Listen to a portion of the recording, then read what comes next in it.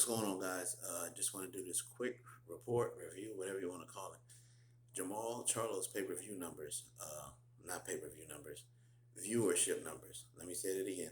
Not pay-per-view numbers, viewership numbers. I'm still got Gervonta Tank Davis and Barrios in the back of my head, but I wanted to give a shout out to Jermall because a lot of boxing reporters and YouTubers were hating on him because of the honest comments that Jermell made about Deontay Wilder, and they took those things out of context, trying to make it seem like Jermall or what's his name, Jermell wasn't black enough for them. So a bunch of stupid stuff was going on with that, but I wanted to report the good news that Jermall's viewership numbers were bigger than any Showtime card through the whole COVID pandemic, reaching almost 400,000. I think it peaked at 379,000, 380,000, but he almost had 400,000 viewers for the main event.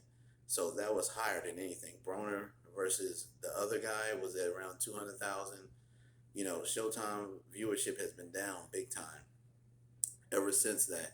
And obviously, you have ESPN Plus, which is a lot cheaper, that's competing in the zone, which is $10 a month. And then a lot of times, Showtime does a lot of political shows, and that turned a lot of people off. They didn't stick to boxing and some of the things they knew. But they made a comeback with the Camacho documentary and the Four Kings documentary and some of the other boxing documentaries that they've put out recently. But shout out to Jermall Charlo, the 160-pound champion, who got the highest viewership numbers on Showtime in the last year. Excellent, excellent job. Very happy for him. And shout out to Jermell, even though YouTubers are trying to attack him.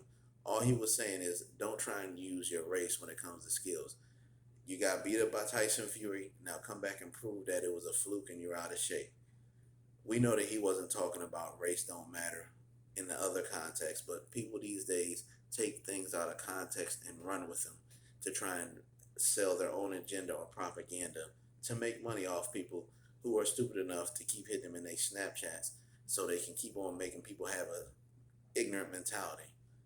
Skills pay the bills. If that's the case, when it was real racism, Joe Louis wouldn't have went over there and whooped that dude's ass in Germany when Hitler was reigning, and actual Americans were rooting for him during Jim Crow times. So we know what the heck Jermell was saying, but all you YouTubers want to take stuff out of context for your own agenda so you can make some money. That's some corny stuff.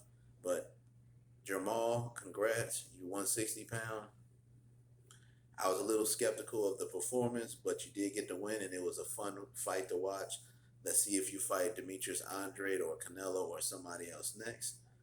Awesome viewership numbers, almost 400,000. Best for Showtime, post-pandemic, during pandemic. Peace.